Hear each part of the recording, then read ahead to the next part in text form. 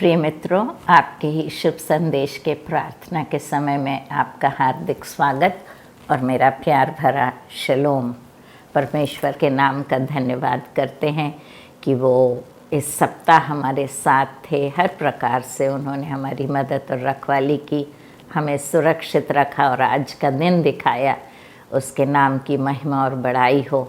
और हम आपको अपनी प्रार्थना की योद्धा के बारे में बताना फिर से एक बार चाहते हैं कि यदि आप किसी भी कठिनाई से गुज़र रहे हैं या आप कोई समस्या का सामना कर रहे हैं तो आप बेझिझक स्क्रीन पर दिए गए नंबर्स पे फ़ोन कर सकते हैं।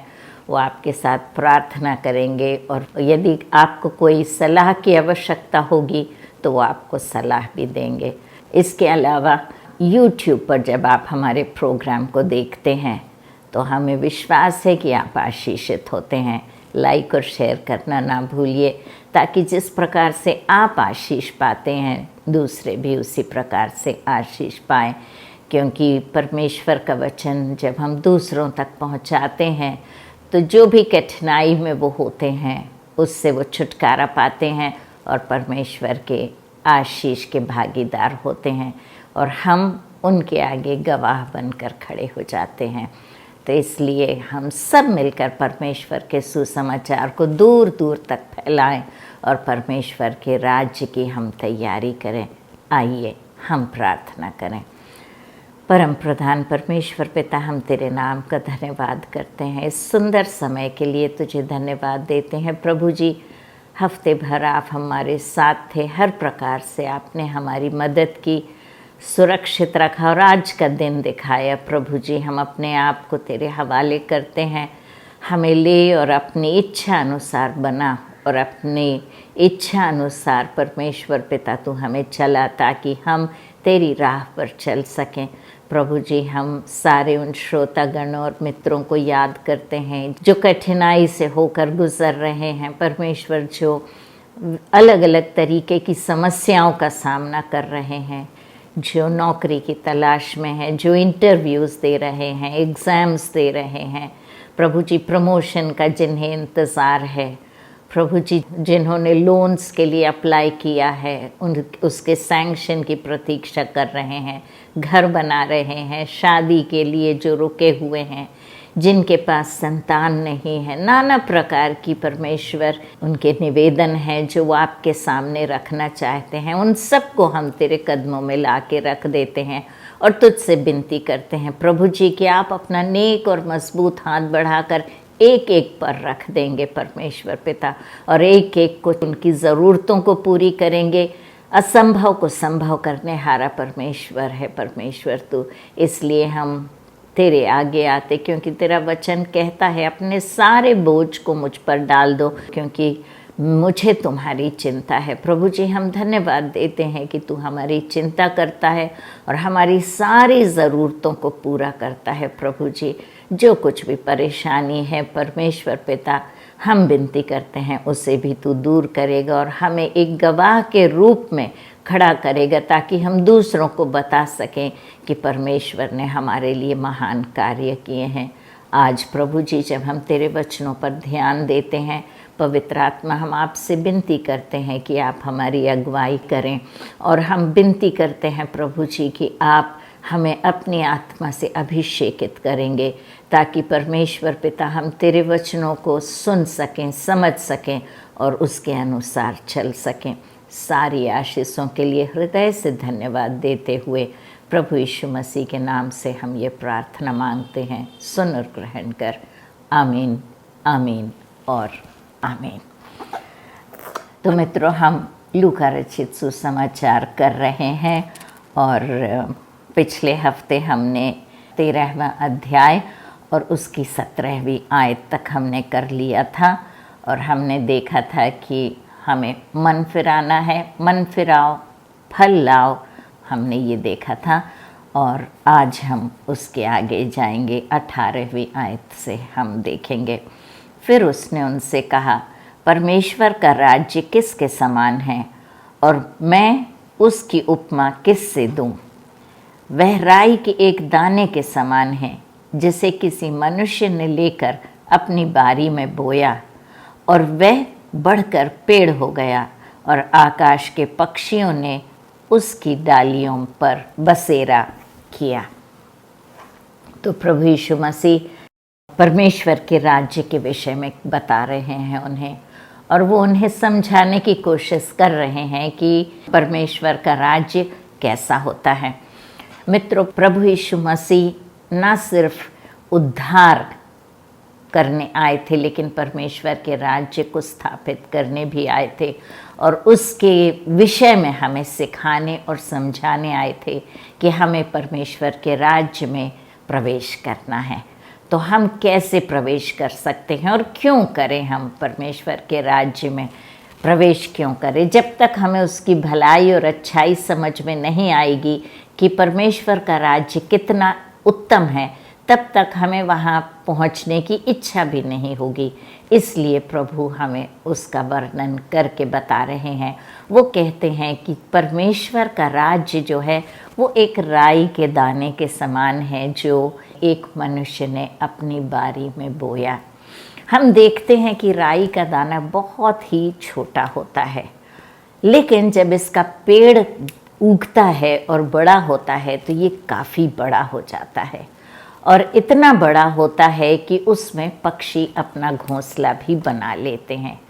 तो प्रभु बता रहे हैं कि ये राई के दाने के समान, जैसे राई का दाना इतना छोटा तो होता है, लेकिन जब बोया जाता है और उसे मिट्टी से ढांप दिया जाता है और उसे सींचा जाता है तो उसका पीका फूट के बाहर आता है और वो बड़ा पौधा तैयार हो जाता है पेड़ के समान, और पक्षियाँ आकर उसमें बसेरा करती हैं।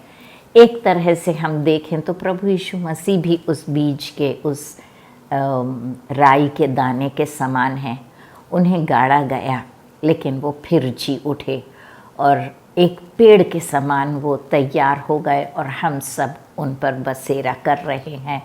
उनका आसरा लेकर हम उस पवित्र स्थान में पहुंच जा रहे हैं। हमें शरण मिली है और हम उसके कारण सुरक्षित हैं। तो मित्रों, हमें प्रभु यीशु मसीह पर विश्वास करना है।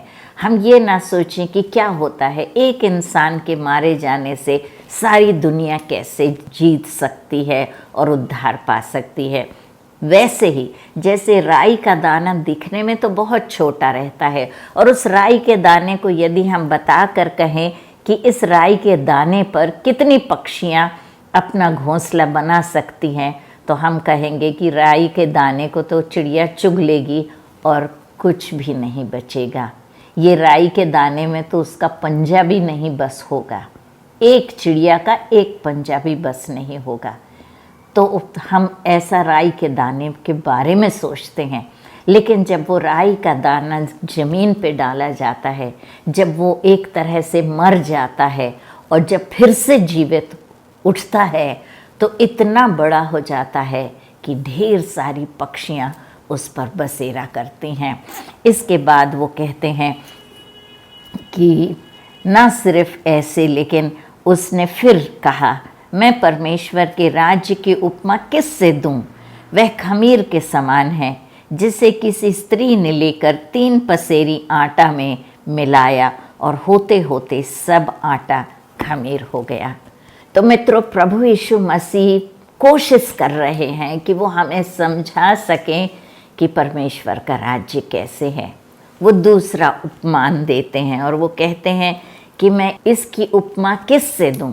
फिर वो कहते हैं कि 3 पसेरी आटा, 1 पसेरी 5 सेर की होती है, तो 5 सेर, 3 पसेरी का मतलब होता है 15 सेर। आप लोग जो उम्र में कुछ बड़े हैं, आपको तो सेर समझ में आ रहा होगा, लेकिन जो जवान बच्चे हैं और छोटे बच्चे हैं उनको शायद सेर का मतलब समझ में ना आए। सेर 1 किलो के लगभग होता है, 1 किलो से कुछ कम होता है। पहले हम लोग सेर और मन में तौलते थे, और जो पाव सेर होता था, आधा सेर होता था, पौन सेर होता था, 1 सेर होता था, और पसेरी 5 सेर होता था और 1 मन 20 सेर का होता था। तो इस प्रकार से अनाज तौला जाता था या कोई भी वस्तु तौली जाती थी। तो ये 15 सेर आटा एक स्त्री लेती है और उसमें थोड़ा सा खमीर लेके मिला देती है।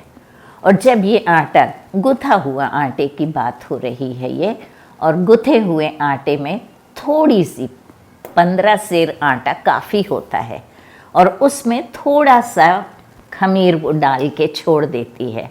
और होते होते ये खमीर पूरे आटे में फैल जाता है और पूरा 15 सेर आटा खमीर हो जाता है।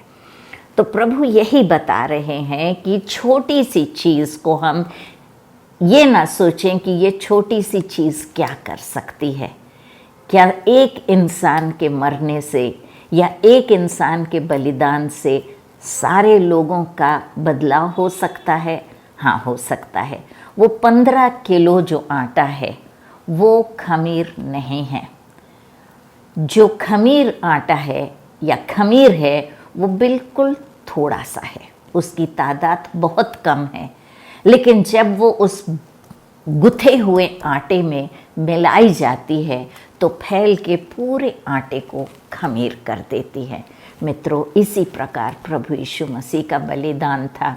वो दिखने में तो हमें छोटा लगता है, दिखने में लगता है कि सिर्फ एक इंसान है जिसने अपना बलिदान दिया और वो सारे संसार में कैसे फैल सकता है। उसी प्रकार जैसे खमीर थोड़ा सा यदि आटे में डाल दिया जाए तो सारे आटे को वो खमीर कर देता है, सारे आटे को बदल देता है। उसी प्रकार से हम उद्धार पाते हैं, पवित्रता पाते हैं और हम नीति के रास्ते पर चल देते हैं। क्योंकि जब परमेश्वर का खमीर हमारे जीवन में, जो केवल सादा आटा है, मिलाया जाता है तो धीरे धीरे धीरे करके हमारा मन बदल जाता है। ना सिर्फ हमारा मन, लेकिन संसार का हर एक इंसान जो उसके संपर्क में आता है वो बदल जाता है। तो प्रभु बता रहे हैं, वो कह रहे हैं कि परमेश्वर का राज्य तुम्हें छोटा ना लगे, वो महान कार्य उसके द्वारा और उसमें होते हैं। इसलिए हम परमेश्वर के राज्य के खोजी बने। क्योंकि यदि हम चाहते हैं कि हमें एक घोंसला बनाने की जगह मिल सके और हम सुरक्षित रह पाएँ, या हम किसी काम में आए, डबल रोटी बनाने के लिए खमीर की ज़रूरत होती है, तभी डबल रोटी फूलती है और वो खमीर के बिना नहीं होता। मित्रों, तो इस प्रकार से जब हमारे मन में परमेश्वर के राज्य में प्रवेश करने की इच्छा जागृत होती है, जैसे प्रभु कह रहे हैं, क्या तुम सुरक्षित रहना चाहते हो? क्या तुम काम में आना चाहते हो? क्या तुम्हारा महत्व बढ़े, तुम ये चाहते हो? तो परमेश्वर के राज्य की खोज में रहो। इसके आगे प्रभु यीशु मसीह उनसे बात करते हुए कहते हैं, वह नगर नगर और गांव गांव होकर उपदेश करता हुआ यरूशलेम की ओर जा रहा था। तो प्रभु यीशु मसीह सुसमाचार सुनाते सुनाते आगे बढ़ रहे थे। मित्रों, हमें भी जहाँ कहीं भी हमें मौका मिलता है परमेश्वर के सुसमाचार को सुनाना है। परमेश्वर का वचन कहता है कि काम तो बहुत ज़्यादा है और फसल भी पकी हुई है, लेकिन उसमें काम करने वाले बहुत कम हैं। इसलिए परमेश्वर से प्रार्थना करो कि वो काम करने वालों को भेजे और हमें उठ खड़े होना है और हमें वो काम करना है। क्योंकि हम मजदूर बन के काम नहीं करेंगे तो परमेश्वर का राज्य फैलेगा नहीं। हम हैं वो खमीर, हम हैं वो राई का दाना जो आगे बढ़ के लोगों को आश्रय भी देंगे और लोगों के जीवन में हमारे गवाही के कारण और सुसमाचार सुनाने के कारण वो लोग भी लाभ उठाएंगे।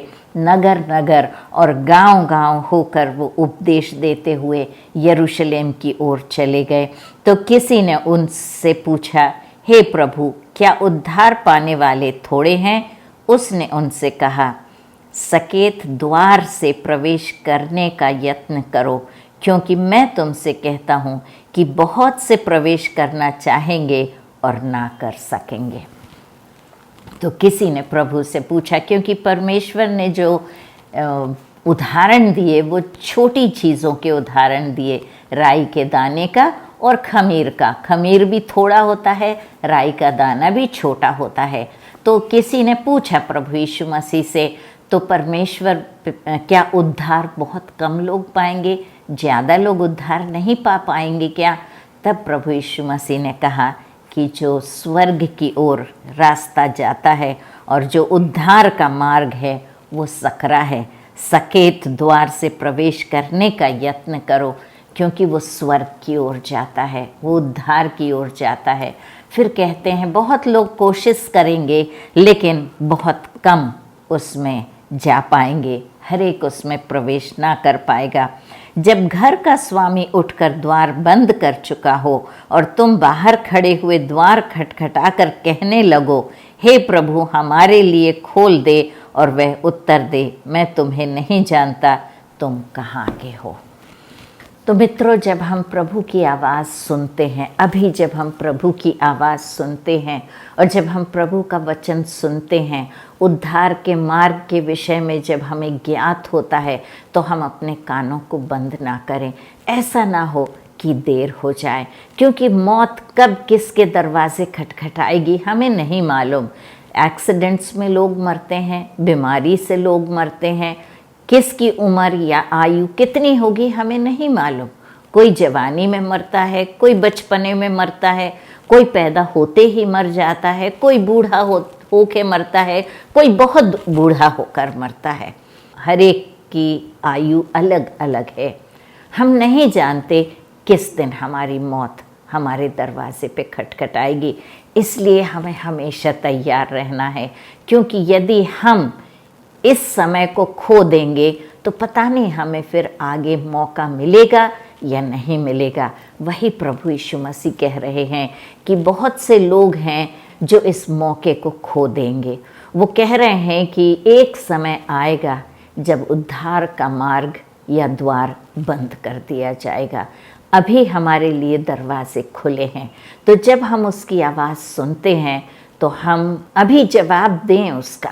हम कहें, हाँ प्रभु, मैं तेरे उद्धार को ग्रहण करता हूँ, अपने पापों को मान लेता हूँ, अपने जीवन को तेरे हवाले करता हूँ, मेरे हृदय को धो, मेरे दिल में आ, मेरा प्रभु बन, और मैं तेरे लिए जीऊँगा।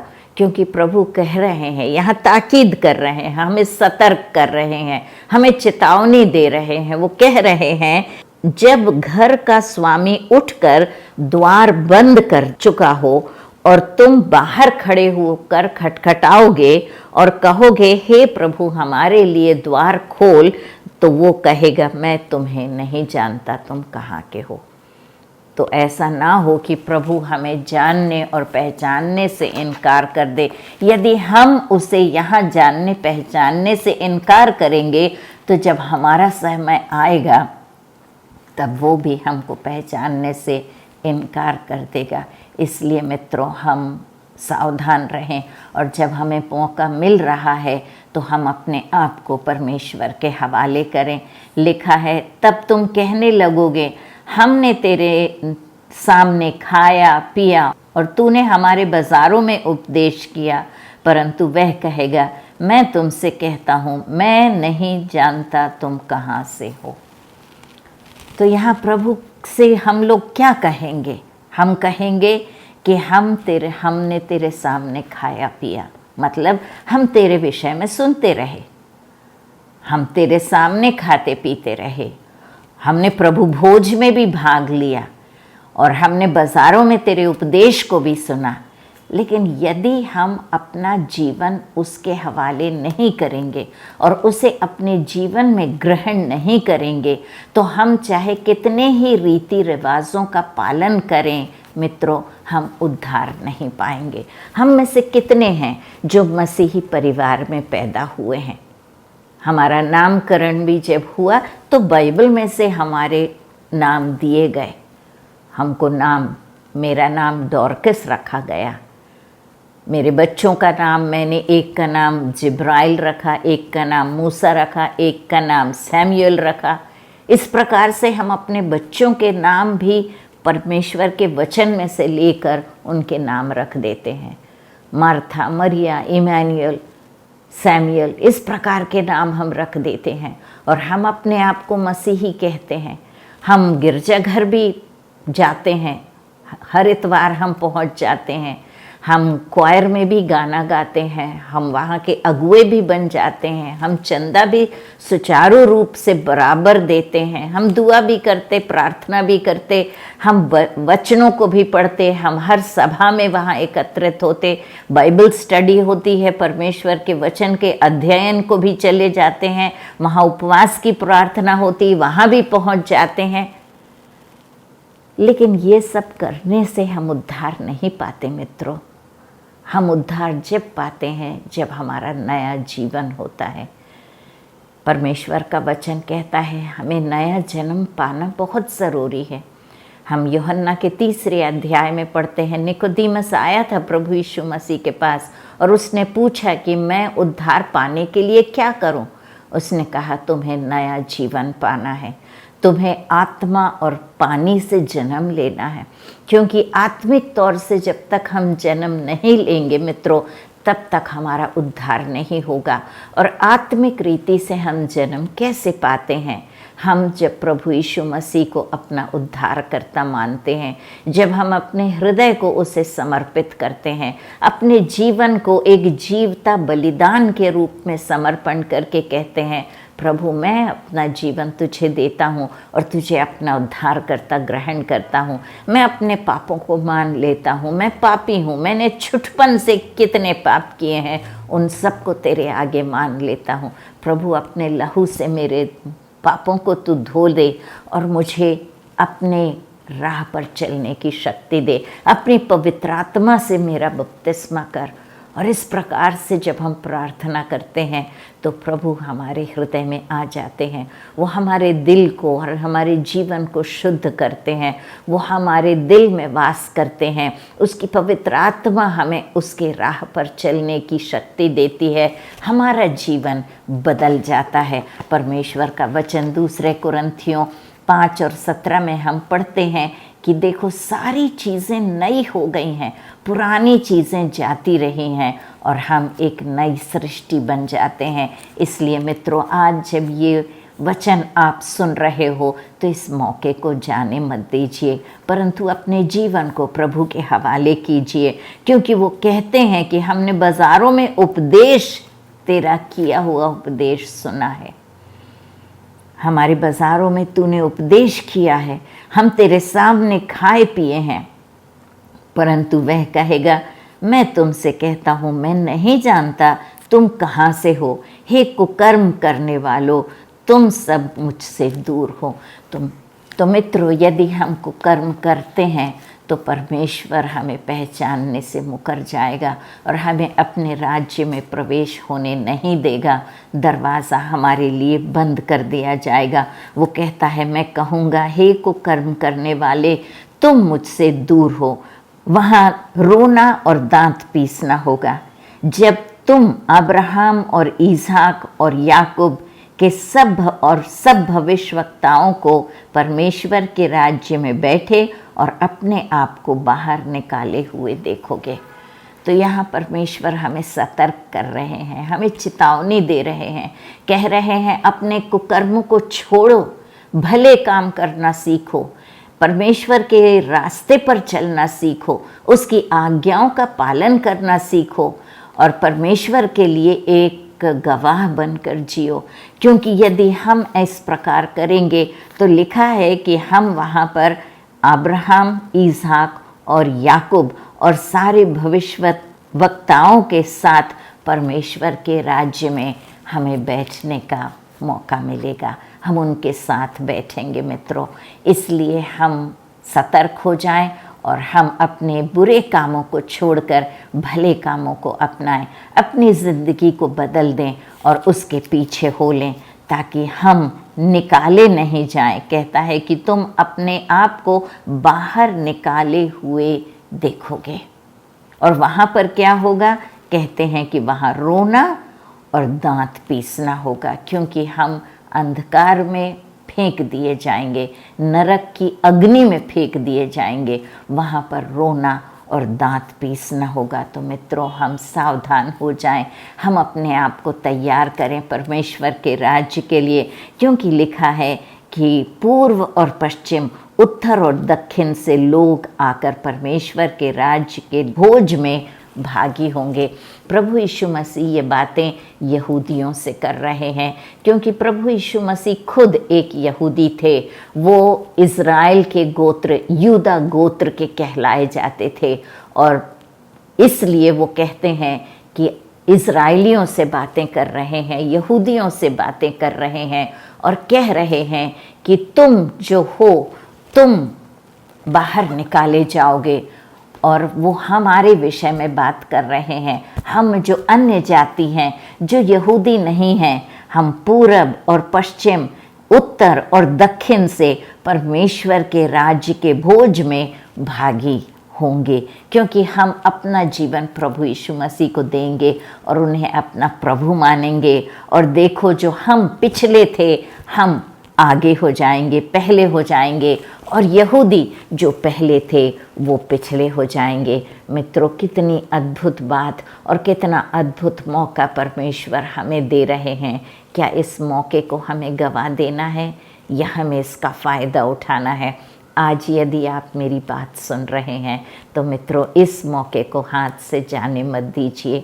प्रभु यीशु मसीह को आज ही अपना उद्धारकर्ता ग्रहण कीजिए, ताकि आप परमेश्वर के राज्य के भागी हो सकें। आइए हम प्रार्थना करें। परम प्रधान परमेश्वर पिता, हम तेरे नाम का धन्यवाद करते हैं। प्रभु जी, तेरा वचन कहता है कि पिछले पहले होंगे और पहले पिछले होंगे। हम धन्यवाद देते हैं प्रभु जी कि हम अन्य जाति तो हैं प्रभु, लेकिन तूने अपने द्वार हमारे लिए खोले हैं। हम इस मौके को ना गंवाएं, परंतु अपने जीवन को तेरे हवाले कर दें। हम अपने पापों को मान लेते हैं, हमने पाप किया है और परमेश्वर की महिमा से रहित हैं। प्रभु जी, हमारे पापों को क्षमा कर, हमारे दिलों को अपने लहू से धो दे। हम तुझे अपना उद्धारकर्ता ग्रहण करते हैं और मान लेते हैं कि तूने हमारे पापों के खातिर अपने प्राण दिए। प्रभु जी, उस सकरे मार्ग पे हमें चलने के लिए परमेश्वर शक्ति दे, ताकत दे, ताकि हम गुमराह ना हो, परंतु तेरे राज्य में प्रवेश कर सकें। तेरी सारी आशीषों के लिए हृदय से धन्यवाद देते हुए प्रभु यीशु मसीह के नाम से ये प्रार्थना मांगते हैं। सुन और ग्रहण कर। आमीन, आमीन और आमीन। परमेश्वर आपको बहुत आशीष दे मित्रों। आमीन।